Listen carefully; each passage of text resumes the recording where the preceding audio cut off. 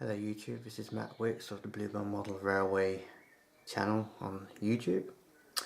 I'm here with another Workbench video. I haven't done one of these for a little while, so I thought I'd do a new one. Today I'm going to have a look at putting etch plates on a locomotive, which I think I may have done somewhere else before, on a renaming or renumbering Workbench topic. You can see in front of me here I have a very nice Hornby Merchant Navy in its original condition. This one is 21C1, which is channeled packet, and this model is by Hornby. As you can see on it, there are quite a number of plates, one for the actual name, one for the number on the side of the cab, and also a southern one on the tender you can see there, as well as another one on the front as well, which is its front number plate.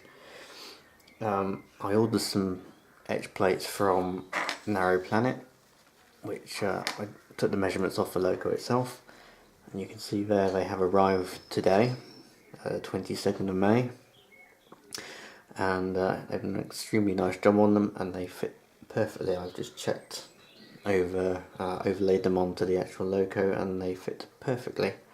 So thank you very much to Narrow Planet for these. So how to fit etched nameplates? Well, you're going to need a couple of tools. Firstly, you will need a needle file here. Secondly,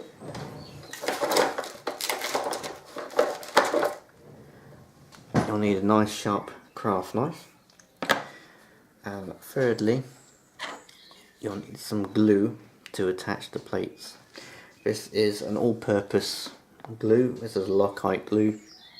You can get various all-purpose glues, but this is what I use. Do not use super glue, as it will react with the paint and the actual body. It will either create a misty sort of white, which can be removed if you know how, but I would usually stick to this because this doesn't react, so that's what I would stick with.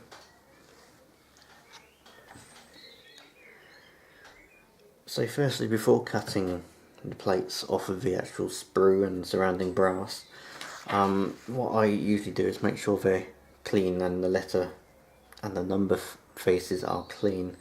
I either use a very thin or fine wet and dry sandpaper just to go over the numbers and the border edges. Some people use some card or cardboard and rub it over the top just to take off the paint on the surface.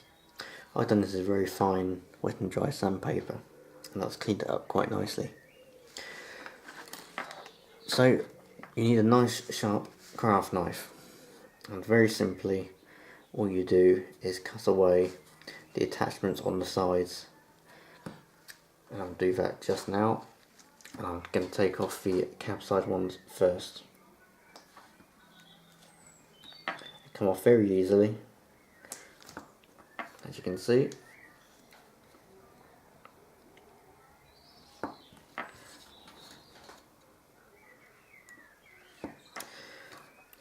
So they are away from the sprue. Now sometimes you'll have a little bit of material still left on the edge here, and for this you'll need your needle file, and you just lightly go across the top edge just to clean off a little bit of material left.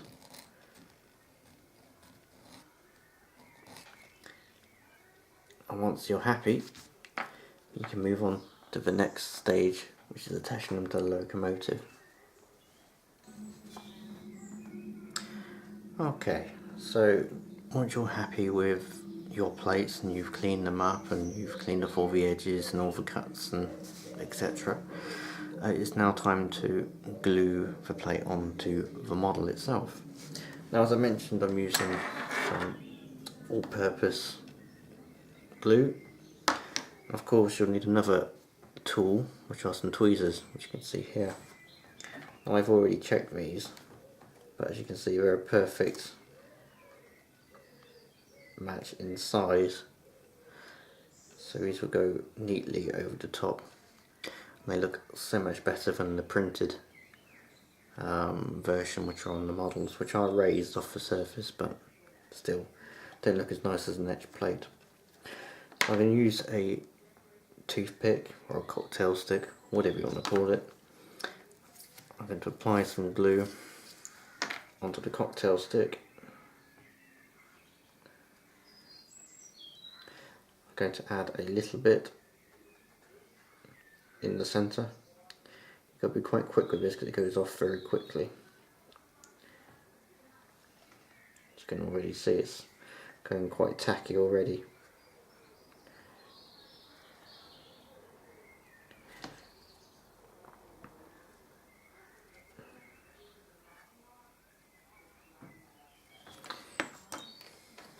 Get your plate, get your tweezers, position,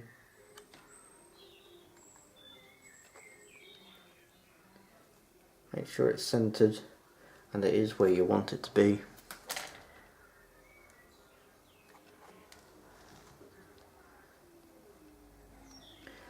And just let the glue go off, clean up any excess around the outside edge.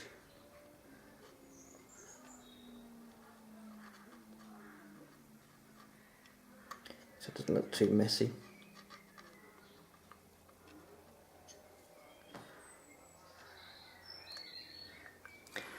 And there you go. All I've now got to do is another 5 plates pretty much. You can order the channel packet nameplates from Fox transfers. I haven't ordered these yet, they're on the way. They are quite expensive. I think they're about £11–12 for a set, depending on what colour you want. But I think you can agree that an etched plate will look a lot better than any printed plate. Anyway, I hope you have enjoyed this video. Any questions or any suggestions for future videos, just leave in the comments below and I'll try and get around to them as quickly as possible. Thanks for watching again and see you in the next one.